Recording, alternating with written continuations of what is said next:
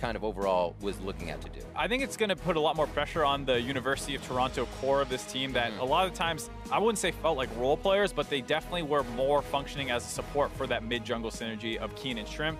Now with those two guys gone, it's going to fall on them to take a larger portion of the carry role, but I think they're up to the task. I had the opportunity to talk with a lot of them and their coach, Invert, about just how things were going, and they were loving the new meta. So you can expect some cool stuff out of them here in Game 1. Awesome, I love it. I don't like seeing the Pikes already banned. Yeah. This is mean. Talia, Camille gets taken out, a lot of things we've seen recently. And there goes the Lucian. Ben mid, Ben bot. Can go anywhere. Yeah, Lucian, Ezreal, and Kai'Sa, like we were saying, the 3 prominent AD carries. Once those get banned out, you're either taking Draven or something else in the kind of B tier category, or you start looking at the Vladimir, the Yasuos, and the Ryzes. This also flexes so much of what people have known for so many. Oh, I mean, if you're a mid laner, right, you'd be like, well, we've seen people like Faker go bottom. Now you're playing in a long lane. Little things change. Warding changes. Your necessity for different things. It's crazy. Right. I mean, players have built up skill sets with this, period of time. And with that, roles becoming broken, more open, it makes you wonder if you should play more to your skill set or more to your role. And we've seen that line kind of getting blurred a little bit with the fact that Faker played Darius in the bot lane because he wanted to counterpick a Yasuo. Reckless Janna. Just follow him around. Yeah, reckless on Janna. People are starting to potentially move roles and things like that. Absolutely. Beyond just the actual position on the map. All right, so the Shen is out. A bit of shielding and global map pressure there as he's been seeing more, but I can say everybody's seeing more play. I've seen Urgot today. Ornn does get locked in, however. He saw plenty of play before. Yeah, seriously. Still seeing it. And we saw Lost playing a few of those tanks towards the bot lane. Moored for him yesterday, so it could be anything. Yeah, absolutely. And Shen, at this point, is more of a support champion with how everything's going. He does still see some flexing in the top side, and that's, I think, what's really cool about the meta. You can talk about how the snowballs may be a little out of control, and some of those gold funneling strats, especially the Terraki one, maybe needs to get toned down. But I do like the idea that any of these picks can go anywhere right now because the meta is so open. Ornn can go bottom, Aurelia can go top mid or bottom, Braum can go mid. Who knows? You can't even begin to fathom what the composition will be based off the first couple picks. Aurelia Braum does get locked in. Still can't say anything. That could be Braum AD, Aurelia support. No, I'm just kidding. But honestly, about the gold funneling, this, I don't see what the problem is because this is what my junglers do all the time. Yeah, they come into I'm used to. I'm ganking. Oops, the gank didn't work out. Time to help push in the lane. Yeah, exactly. It's just officially a strategy now, Riv. Now you can't get mad at them. Put a name to it, doesn't make it any cooler. Yeah, before it was called taxing. Now it's just funneling. Now they're getting a full paycheck. Odd Orange locking in the Yasuo. A lot more play from him lately as well. Very big impact plays in the early game, and kind of all throughout you can dance around and be your own player. It almost is there's some compositions that say we're focusing on this one person, and there's some compositions that can kind of have these guys carried by themselves, and then you meet up with them later. It's definitely interesting because you see these 4 protect 1 comps against a comp that has 4 carries. Like Graves, Zen in the jungle, plus all the solo laners as carries, and then there's some support trying to keep everyone alive. And I think it's so cool that there's not one dominant strategy right now. And maybe part of that is just due to the Wild West nature, and some of it might actually be due just to how the game functions now.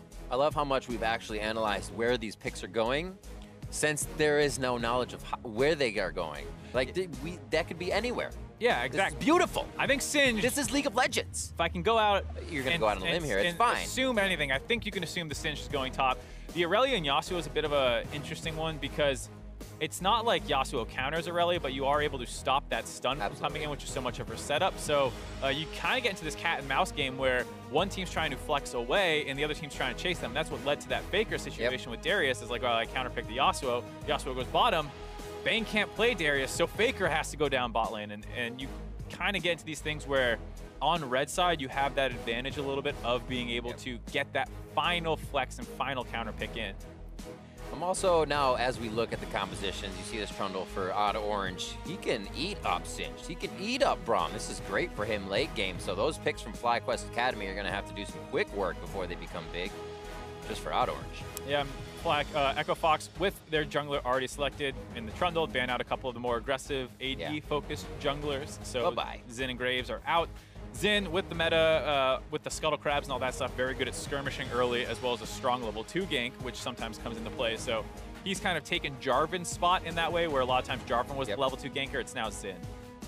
So we see that Mordekaiser being taken away from Lost this game. Airy will take that. Oh, yeah. He did play Mord yesterday as well in their game versus Cloud9 Academy versus Sneaky's Brand. if you will. Yeah. Sneaky does have an interesting brand, I'll give you that. It is. Avert your eyes. Ezreal here locked in. We're going to actually get somewhat of a composition in the support finalizer of what we may see coming in that Rakan. Looks like FlyQuest Academy, FOXA Academy, I should say, is going to go pretty traditional here. And that's what's cool. You know, on the one hand, someone's going to be running Mordekaiser plus X. Still need to see what that ends up being. Probably not Braum. You don't actually see those two paired together that much. So this might be a jungle pick that's going to combo with the Mord. That's what I would expect. Shyvana's up. That's one of the most common ones that you see. Both of them have great synergy with the dragons. And Mord does take a little bit of the farm, so it's not like Shyvana's getting 100% of what's mid. Mord often takes it, just has a Relic Shield start. That's what I would expect to see maybe, and then you have Aurelia going bottom. But now, you know, this is what I'm talking about. Who knows? Looks like Swain mid. I love it. With Mordekaiser Braum will actually be the bot lane. Didn't think that's what it would be, but looks like that's what we're getting. These are super picks. The super flex can be played the entire time, and it is. This becomes so much more strenuous for the coaches as well to figure out what a good matchup is going to be. I know they're still switching. Yeah, I mean, 20 seconds. At any point, 17 seconds left on the clock. Let's talk about Echo Fox. And at 20 seconds, they have to be in the right order. So we'll figure that out. It looks like Echo Fox is going to be locking in safety. Get lost, farmed. That's Ezreal. It's lost. That's what he plays if it's not Tristan. Yep. So Echo Fox's comp, pretty synergistic all around. You have Braum, Rakan, and Trundle all being able to provide knockups for the Yasuo. Ezreal's kind of this guy on his own in the backline, pelting away at people safely, while the rest of the team's probably going to be diving with that Yasuo in there. It did look like we ended up with the Aurelia in the jungle, the Swain mid, and the Mordekaiser Braum down there in the bot lane. So it's kind of what they showed initially with the flexes just coming in to try and confuse everybody. All right, we'll have to see. They are out onto the Rift. And now for our basically first cast here. Yeah, they played yesterday. We saw what was happening, but bringing the season back in. Summer has started, ladies and gentlemen. Thank you for joining us. And we're now about to see what Summer has brought. Yeah, we'll have to see. Now, so what's interesting is we talked about the role swapping a little bit. And some of these teams, even if you see what you suppose are these lane assignments, they can easily change them around. And we'll see if this level 1 works before I continue any further. Oh, saw him. Lost able to drop that ward and get out of there. Doesn't die. They do get the ward kill, though. So what I was going to say with some of these lane swapping things, there's something really interesting in the LCK where they actually 2v1'd the mid lane with Mordekaiser Alistar against an Aurelion Sol. So what I was going to go with this is, even if that Braum looks like it should be bottom with the Mordekaiser, you never actually know, and it could go mid to support the Aurelia. The Mordekaiser can still go mid here, and you can have a different bot lane. It could be Swain Braum. We'll have to see what they actually do, as they all kind of grouped up in the bot jungle, not giving any clarity for me. Just waiting for the bushwhack. Oh, a little bit of vision there. They see one. They're probably going to figure more is there since they do have odd orange towards the top side. A little bit of love for red. We're going to get things rolling here for the Summer Split Academy League. It looks like Airy does make his way towards mid. It is going to be the 1v1, Yasuo versus Mord. Yeah, so Airy is actually usually their bot lane carry here. He will be the one playing the mid lane for the jungle Aurelia. And then the bot lane is actually their mid laner Peckinwolf with JJ.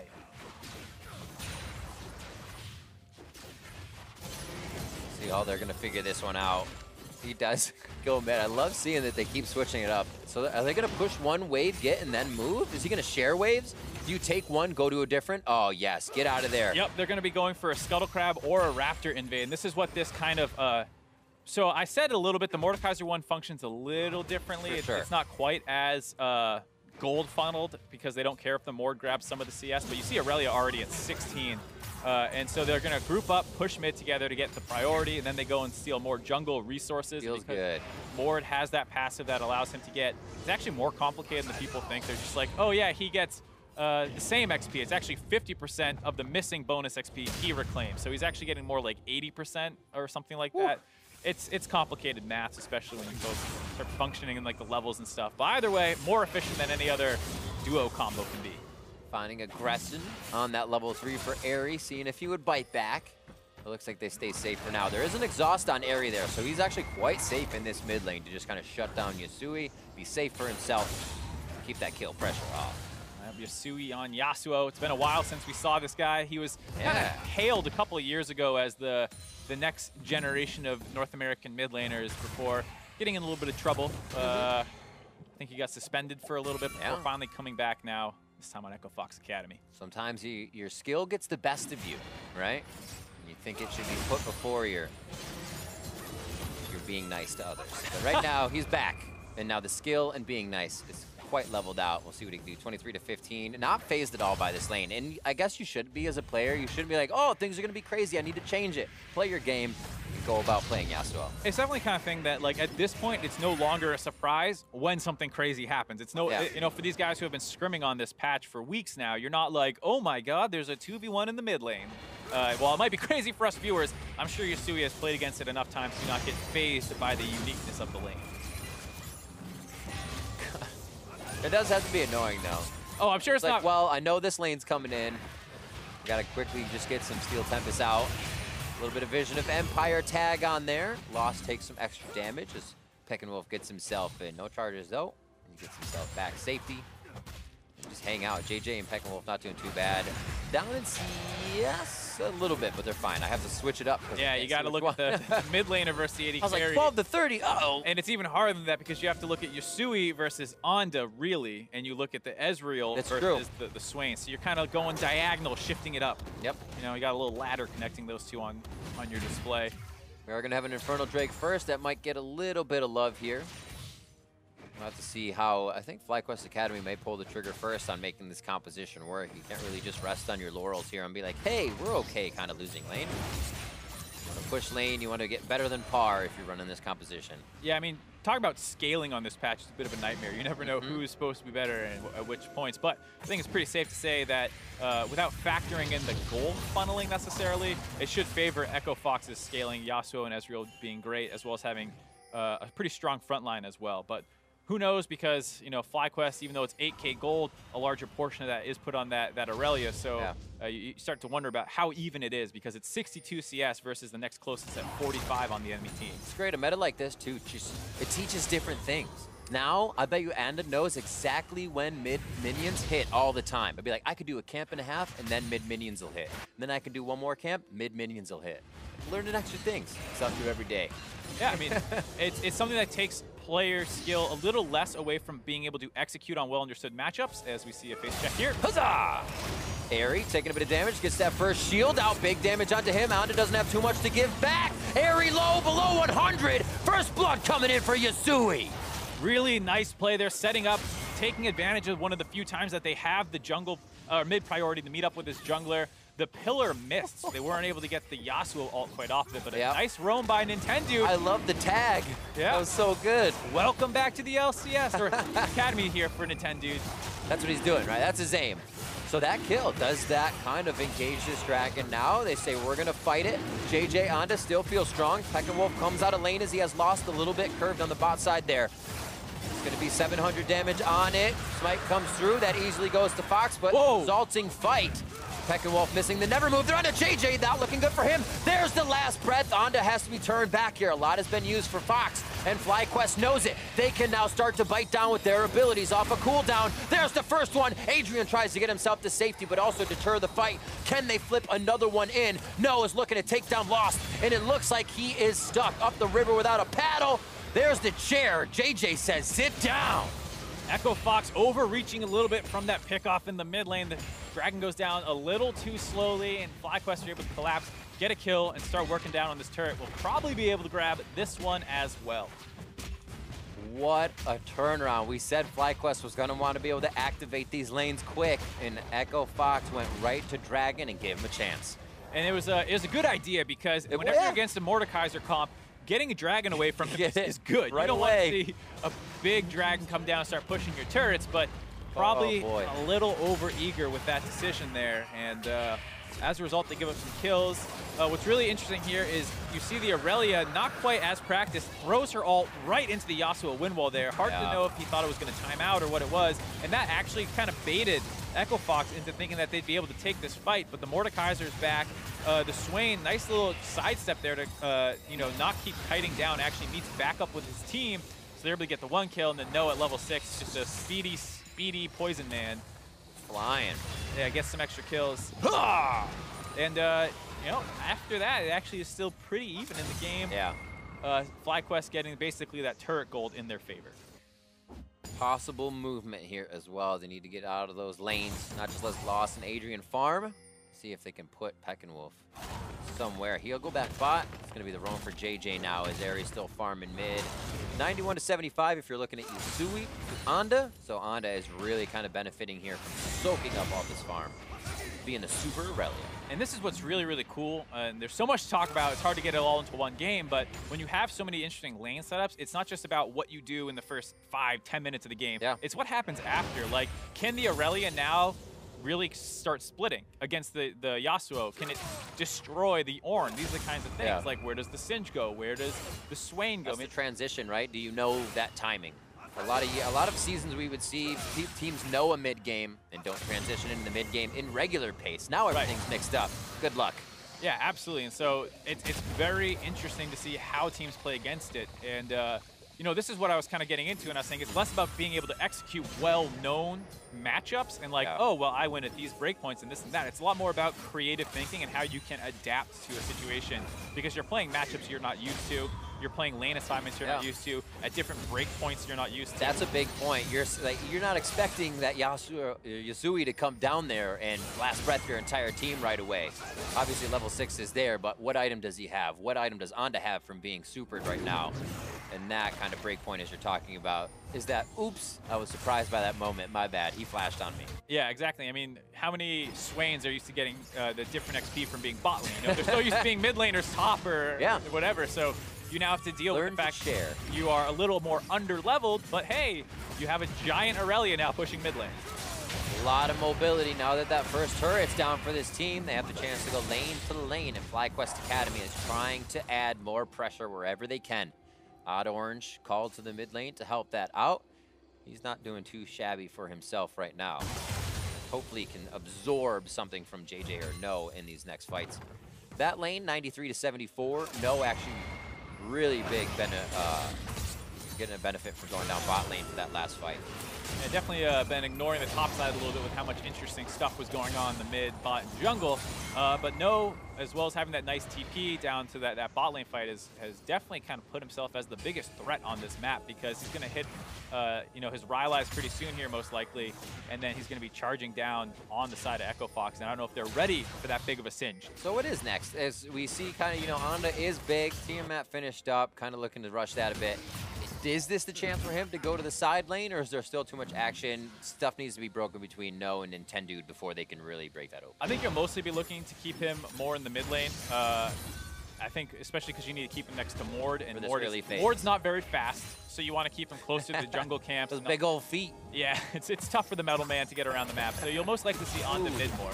Flawless duet. He might have gotten himself into a situation he didn't want. Anda throws it out, tries to disarm the entire FOXA Academy team, and the teleports come through. Yasui almost goes down as Peckinwolf absolutely explodes with almost enough ultimate damage to take him down. More pressure to the mid lane. It looks like they may stay for the full turret. Yeah, even though they weren't able to find that kill, Yasui just barely staying alive. They have the pressure after the fight to continue pushing. Did not take that turret quite yet. Wonder if they could have looked somewhere else. Maybe Rift Herald would have been a better objective to try out. Because one of the things that happened in the patch as well, Shelly got that buff, do 1,500 damage minimum. So we're used to seeing those kind of 200 damage charges on turret. Yeah. Those are gone now. She continues to heavily chunk turrets with her charges. It's absolutely crazy. And something we really didn't mention in the beginning, we said, you know, things have changed, 8-1-1, it's great. But games are incredibly fast right now when you get a lead. It is very hard to stop a team once they get on the tracks and start rolling. And I think that's one of the bigger reasons you've seen marksmen pushed out of the bot lane a little bit. Yeah. You need to spike on 1 to 2 items. And Ezreal is that champion, right? You know, you get the Triforce, you get the Muramana, you're basically 100% good to go. Kai'Sa much the same way, Ezreal the same way, or excuse me, Lucian the same way. All of them, you know, kind of spiking on their Ginsus, Bork, Triforce, these kinds of things. And because the game ends so fast, you don't get to that 3rd item. Whereas, you know, if the game slowed down, I'm sure you would see much more marksmen coming back into the meta. But until then, hey, Swain, get him his Roa. He's pretty much good to go. See what this ward provides here for FlyQuest Academy. Enough vision at least for them to know no can come down from the top lane. Mid finally goes down, only took 3 times. Third time is a charm here for FlyQuest and their pressure. And now a Mountain Drake is up. They'll be able to put vision all throughout the spot side of the jungle as they start to control the map even more. And here goes Proxy No. Starts dipping down behind Nintendude on the top side to be a nuisance. Yeah, he's at that Rylai's power spike that we're saying that Singe wants. He has it now. It's going to be very hard for him to fight for this dragon. That's kind of why you see FOXA deciding to not even bother looking to do that. He's kind of going to give this one up. Interesting as well for FlyQuest coming through.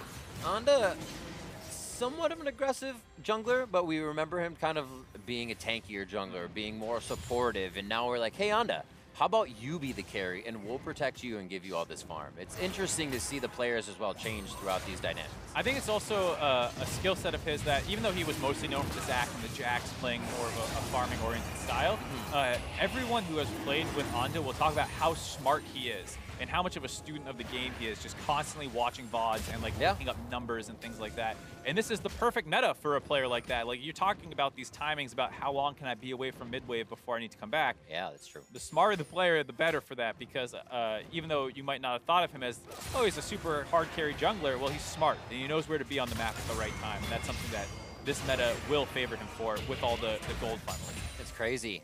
We must enjoy the multitasking. Give him more. He wants to handle more. Nashor's Tooth finished up for him as he continues to build. Looks like there's a Phage in his pocket, ready to come up there. A few other items. Banner is finished up for Nintendude, so they give themselves a little outside pressure here on the map that might have to be respected. But now, Fly actually has 2 people to start responding to this stuff with. They only send Peckinwolf, though, as the roam was there from Ari and him. Yeah, probably happy to get a little bit of solo XP finally. No Braum on his coat. Leave me alone. Yeah. And the Aurelia gets Tiamat to help you clear the jungle faster with the smaller creeps before transitioning to your typical first item. The quickness! Then he is right in there. Wow, they activated that early, and it was basically one of those, what is he doing out here? And they take down Ari.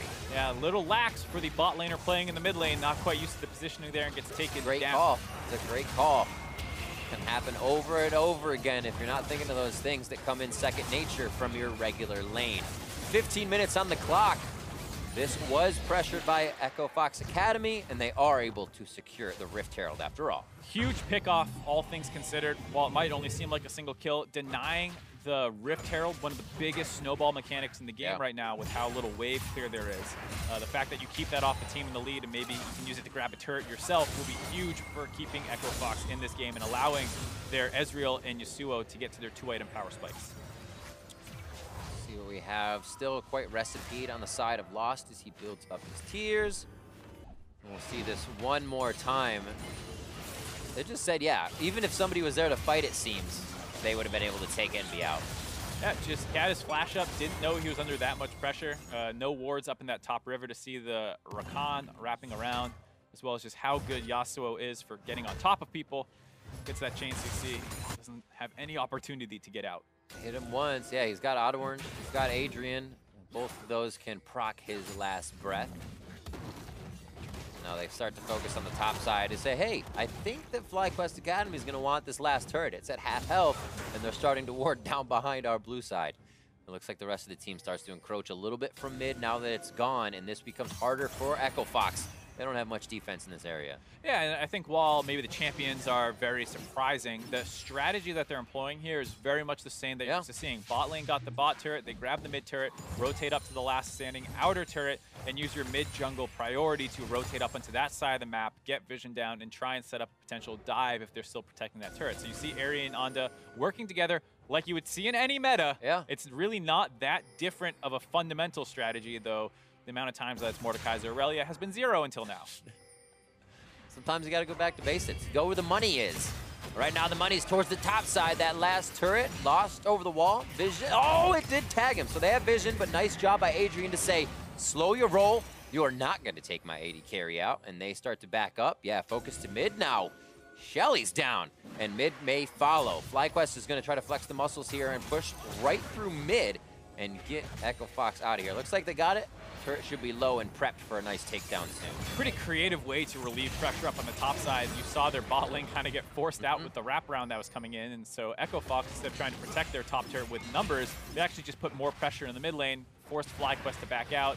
Unfortunately, Peckinwolf did not go down as well, so he's still able to finish that turret off. And Echo Fox weren't able to grab that mid one. It was a good attempt to try and trade the objectives out, but did not end up paying off. Absolutely. You're kind of hoping the other team bites a little bit harder. You don't get that push from Peckinwolf as fast towards the turret, but no turret for a top. Mid's very close to going down. I believe Banner was just used and taken down by No. So he's looking to work that pressure slow on the bot side. And good vision here from FlyQuest Academy should slow Echo Fox down on that top side of the map. Absolutely, and now with all those outers down and Shelly not being on their side, you have to look at this Infernal Drake coming up in a minute and expect That's rough. Echo Fox to want to fight this one. They already have one for themselves, luckily. And Ezreal did get that transformation on his Muramana, so he is pretty close to ready to go. And interestingly, in not going for the Triforce build, going for the blue build focused on the Ezreal, and you see just the amount of gold that Aurelia gets, you know, all the way up to 8,200. About 1,500 more than anyone on the side of Echo Fox. Absolutely crazy. But you can't get overzealous with that gold. You can't feel like you can take everybody out, and it seems like they're playing it smart. Onda to the side lane, we question when would that split push happen, and when can Yasui actually answer as well. BF Sword for him at 1-0-1 can definitely put out a good fight, but as of now, they stand together as a group in mid. Looks like Onda may start to trail over, get some wards in, and keep that focus on bot going. Yeah, there's no turret to protect Echo Fox, so they're kind of wrap around behind him here. Oh, throws out the ultimate. Disarm, very nicely done to Adrian. Can't get any auto attacks, and not that it really matters, but they take him down, and it matters for Airy to get himself back into this game and a little bit bigger on that Mord. A nice pinch in by FlyQuest Academy. Yeah, you saw that pincer. You have that disarm get thrown out. They're not done yet, though. They're still trying to wrap around behind Echo Fox. Oh, hello. Misses the flawless duets. The crowd control's gone there. One tag. Winter's Bite, conclusive blows. Nice stop there as they try to get themselves into the hit, or into the kill, I should say. It looks like they'll back off out of this one. Odd Orange finally getting there. Everybody from Fox Academy was kind of considering that they'd fight, but not respecting it enough. And Fox is saying, yeah, we're going to fight the whole time. Yeah, I mean, it was a nice attempt by Nintendo to protect Yasui. He had a nice E onto the turret to knock everyone up, but there's too much damage there. Now the Yasuo Ghost gets traded out for the Dragon Ghost. You can only have one Ghost as Mordekaiser, and if you have auto-attack the Dragon in the last 10 seconds, when it dies, it will become your Ghost, regardless of if you have another one. And so I guess, either intentionally or not, Airy has decided he'd rather have a big undead dragon than an undead samurai thing. That's true. It is true. It helps me by not seeing Fox Yasui run around in red on Fly Academy. It was very nice of him. Wait a minute. Made it much easier for Riv to cast. So the Dragon does go over to FlyQuest Academy, and we were talking about that before. The fact that they can get that with Mord is just so gigantic. It's gonna hang out. What are you doing, Dragon? It's always it's always funny because, you know, usually a Dragon will be taken after a fight. That's a little bit of trading down here on the bot side. Usually Dragons get taken after a fight, so the Dragon doesn't really have much to do once it gets taken. It's just like, well, float around the rift awkwardly until I time out or get killed. No purpose. Everyone else is going back in base and resetting, and I'm just out here. I don't have anything to buy at the shop. Just hanging out. All right, Mark. So looking at being behind against a composition like this, where you actually need to scale. Yeah, time is going to be something you need, but what is a way in? How can you stop what's happening right now if they're just going to keep throwing this swamp comp at you? It's really hard because in the current meta, we were talking about, you know, the games don't go late enough for 80 carries to scale up and things like that. And one of the reasons is control mages are basically out of the mid lane. Those were always the champions who would be that really annoying line wave clear, the Victors, the Orianas, the Azirs, and you just felt like you couldn't get a push against them. Those things aren't played right now, so you can push. Even if you are this kind of 5 melee composite, or 4 melee plus a Swain, you can actually still, you know, take turrets down pretty effectively, and it stops a team's ability to usually stall out because you can't clear the waves. And then as well as the fact that usually you don't have as much utility. So if you look at the side of FlyQuest Academy, if they were behind, they don't have very much utility. Echo Fox actually do have some. You have the Orange for disengage, the Trundle for disengage, So they might have a better job here stalling out. We mentioned the 2-item power spikes. You see Yasuo's not quite there yet, so yeah, you want to push your waves up and then back off, and if you need to use your Ornn ultimate to achieve that, that's what you're going to do. You have more utility than is common in the current meta. Oh, hello. Doesn't want to bump into him. Nope. Don't want any extended fights right now at the side of FlyQuest Academy. And things have calmed down for a quick moment here. 4-2, 23 minutes on the clock. And it looks like it's been resource grabbing right now for FOXA Academy, just figuring out where they may have an in and where they can clear out wards to make sure their jungle is actually their own vision. One fight here, and FlyQuest Academy is going to be inside the base. Oh yeah, that's the thing too. Once these fights happen, because everyone's so low range, it's very hard to disengage when there's 10 people stacked up on top of each other. Usually you're disengaging 1 or 2 off your back line. Here it's, like you kind of said, a whole swamp dog pile of people. You just get lost in there. Can't get out. Literally. Lost is in there. Yeah, he absolutely is. So what are the summoner spells up for our next fight? There are kill pressure summoners, especially on the side of Echo Fox. They have the defensive exhaust still running for Airy with JJ's Ignite. But a lot of the flashes are down on both sides. That may be tempering a bit of the fight expectations here as we start things off around the 25-minute mark. The last breath. Oh, he's taking it. Gonna take it. Orange gets the pillar in, but he says, yeah, I'll take this fight. Sui says, I don't want it anymore. 3v1 situation. JJ just behind a 4v1 situation. Teleport coming in now. No gets popped up, knocked up, and there is the entrance, but he will also make that his exit as Peckinwolf takes the fight in mid and continues it on his own terms. Really strange play there out of Echo Fox. You see, we just kind of forcing some stuff in the mid lane and was able to disengage it. We saw Adrian pop his ult, could have sat on top of the Singe so that once that ult completed, he's already getting charmed, and then, or the TP, excuse me, and then you could use your W to knock him up. Instead, he went over to Lost on the side, his ult timed out, then he W'd in, and as a result, Adrian's going to go down. No wards on the map at all with that support dead. You see FlyQuest not sure what's going on. Checks the Baron, not getting done. It was being baited by FlyQuest, still getting baited. Now they're going to turn on. Ooh. So this is good too because they have No in the mid lane, kind of a little bit of distraction, a little bit of push. He'll have to deal with 3 members, so they'll have to get through him, I should say. Here comes Odd Orange. Odd Orange could make it work though. If he can stop it for just long enough. Adrian in, the 2 defensive members trying to make it happen. Call the Forge God goes out. Not seeing that coming back as well, and we will see Odd Orange going down. Baron does get solidified by FlyQuest Academy. Yasuo very low, and you just see No trying to spread the poison across the team. He didn't even want to fling or attack. He just wants to get in front, because that means that's the kill. Adrian and Lost chasing down towards the bot side now. Yasui, very low HP, just about the same as Adrian at this point, and it does not look like they are actually going the right way on this exit mark. A few more will be going down in the end here, and Baron going to be used by FlyQuest in the end. It looked like they were going to get a lot of... I thought Lost was going back in for a second for some autos, but there's so much tank in front of those low health members. Yeah, Airy and JJ are low, but it's definitely a bit of a bait to go turn around and try and take that. Anda, the most important member, still full HP, would have been able to hop onto that Ezreal, so they disengage. They end up losing 2 over the course of that long sequence, and just not quite able to find any kills. The baits on those were even bigger too. Before we get the replay, you see the 3 stopwatches there for FlyQuest, which is just showing how far they are ahead, that they could have baited these fights out that much more, even with the victory. And so the biggest problem for them in this fight, like you said, that Ornn ult gonna get blocked out by JJ here. No is just kind of running interference, and then boom, Ornn ult blocked, no way in. You saw how low Airy and some of these other members were. Almost get the flash in for Odd Orange, mistimes that, and now the fight's kind of all over the place. No is continuing to run around and be a menace.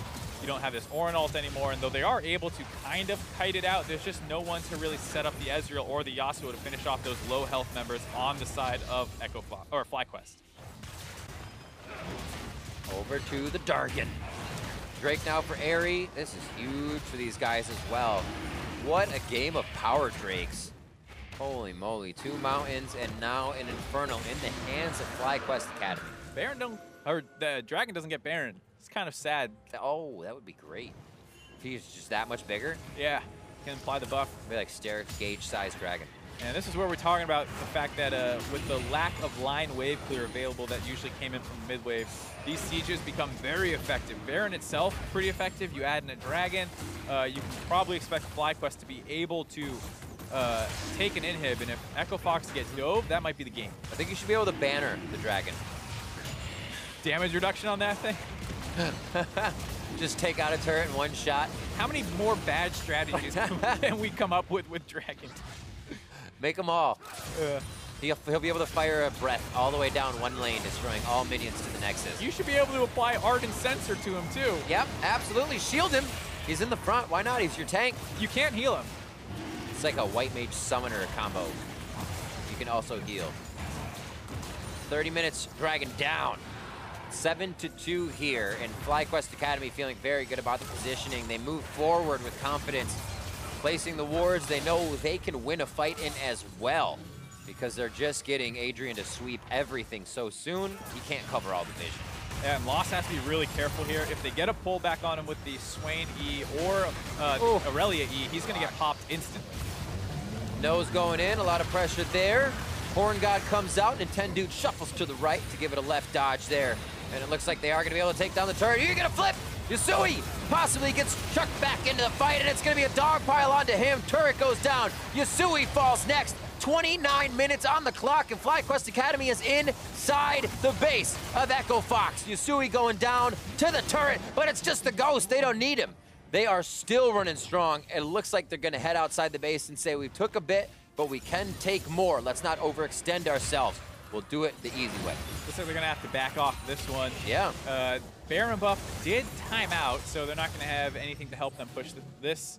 And there you see just a really nice counter engage by JJ. He's actually playing super well this game. We talked about in the Baron fight, stopping that Ornn engage. This time didn't stop the Ornn engage, but Adrian had a bit of a telegraphed Rakan engage. So as soon as he saw that ult come out, you're going to see Airy drop his Braum ult and knock him up. Watch there. Stopped from going in. That denies the engage, so there's no combo between the Braum and the Ornn and the Rakan. And then No, with all that CC down, is safe to just kind of charge into the backline. No one can lock him down. He flips Yasui in. That gives the ghost 6v4. Yasui betraying his team. Luckily, they're all able to get out after that, so they only lose the inhib, but they have fallen very far behind in this game. Over 10K behind. FlyQuest Academy looking to go strong today. Cloud9 Academy taking the victory over FlyQuest yesterday. So FlyQuest saying, shake that off. We got to come out strong. We made these changes for a reason. Keen and Shrimp out, Peckinwolf and Onda in. It seems to be clicking a little bit more this game. It's also hard to say, you know, given that you're against Jensen, Sneaky, and Smoothie. That's true. Many of those guys in contention for the best in the roles in the LCS. You know, I don't think a loss to them is anything to hang your head about. When you lose to the guys that might just win, it's all right. We talked about the world's experience of, you know, C9 Academy. It's pretty impressive. So very nice bounce back game here for FlyQuest Academy, but still kind of sticking to their guns. I believe they ran Mord in that game as well. And Mord's a champion that in the meta has picked up a lot more losses than wins. And people are kind of struggling to get him used here. But, you know, FlyQuest just sticking whoever's their best Mordekaiser in the mid lane, not trying to make Peckinwolf learn Mordekaiser. Just like, hey, Ari, you already know him. You go mid. I wonder if that changes from week to week, too. Maybe they have two that are really at that level, and they're like, I'm feeling good on Mord this week. It's yours, bro.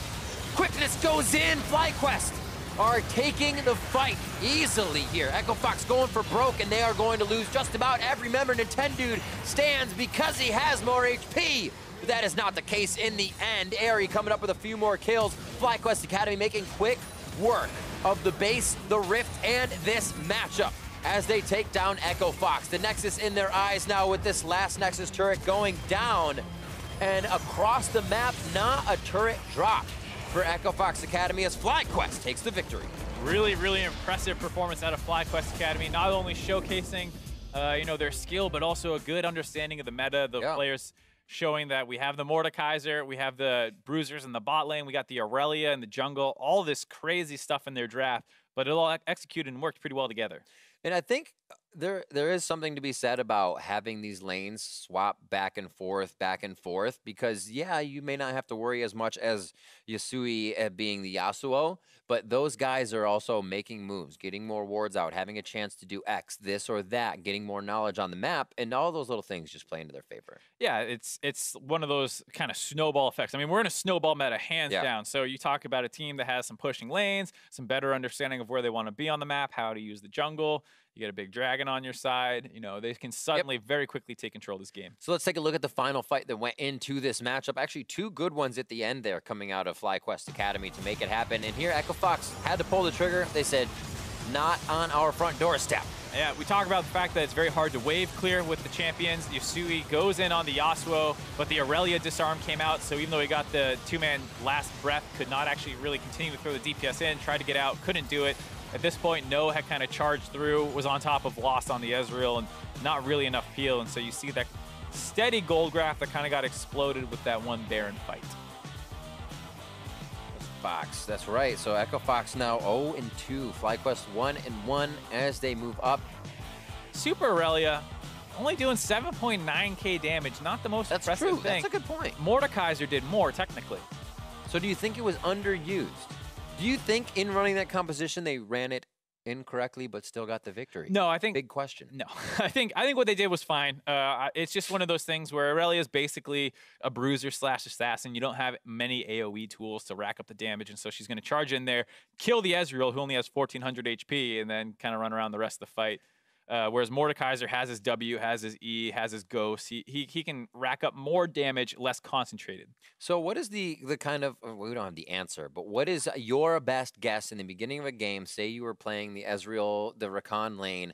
Do you call for your jungler to come gank that, or is that lane crazy? Do you just go try to kill Mord a bunch of times? I guess that's what they tried to do, but he played safe. Like, how do you as a regular playing team thwart that? It's going to take some time. And I hope that's why I hope the meta doesn't actually get changed game balance wise too much, because I don't think anyone knows what's happening, right? Like no one knows 100% what they should be doing. And so it's going to be hard to know what is the optimal strategy and how to play against it. Whenever you see these hard farming funnel with the super champion in the jungle, the thing that shuts it down the most is a pushing mid laner and aggressive jungler.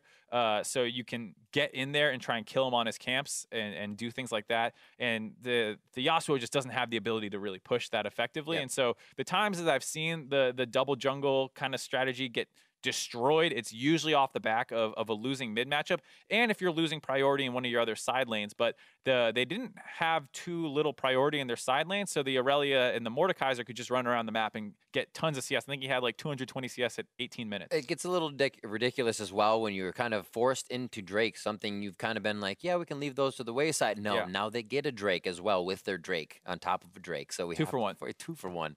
So to hear more about that victory now, I'd like to welcome Peckenwolf to the broadcast via Skype. Welcome, sir. Congratulations on the win and great Swain. Oh, thank you. So coming into this meta, man, I have to ask, probably going to ask everybody we interview today, what are your thoughts about what's going on? So far, I mean, it's been pretty interesting. A lot of teams, you know, kind of, some teams actually swap around to like roster and like put like bot lane mid, just like how you saw. And it depends on basically champion pool and what you're comfortable with, but you can see so many variants of different things, and just, it's basically just so many different things that you can choose. Like, I can't even say myself, like, there's so many different champions that you can choose. Are you excited about this? Yeah. I mean, it's kind of exciting. Like, draft is really important, and sometimes it gets really confusing. Like, I'm sure that the casters were like wondering what was gonna go where, especially inside our for draft. The entire like, first Aurelia phase besides too. Trundle, yeah. And then you guys start flexing them around. Pretty confusing. Yeah. So, I mean, it can be pretty confusing in draft with so many flex picks and stuff like that. But, I mean, we've seen inside other regions, sometimes just standard can beat it too. So, don't know how long this will last, but it's pretty fun. So it's glad to hear you think it's fun. I know a lot of people have been very opinionated about it. How does like Aerie and JJ feel? Because now you were bot lane, Aerie was mid lane. Like, are people enjoying the meta? I know no one knows what's happening, but is it at least enjoyable for your entire team, or is it just you enjoying it? I wouldn't say that maybe Aerie is enjoying it, but maybe everybody else is. That's hilarious. Hopefully it kind of becomes more fun for him as things go on. I have to ask though, to that kind of note, how is the team doing? How are things starting off for the year? 1-1 now, getting things rolling. What's the general kind of feel in the house? I'm pretty happy with the way that we're playing right now. We have a lot of things that we can improve on, but so far it seems that every single time that we lose, I think we're gaining a lot of information and we're not confused about, wow, why did we lose here? So I think we have a ton of potential to improve over the next split, especially like yesterday, even though we lost versus the C9, we could have definitely won it. And I feel like we actually played bad rather than them playing good. So I think we have tons of potentials to win. Awesome. Interesting to hear. Well, thank you very much, Peck and Wolf. Congratulations again, and best of luck moving forward. Thank you. Absolutely. So we are headed for a break now, but when we come back, Counterlogic Gaming Academy takes on Cloud9. You're watching the NA Academy League.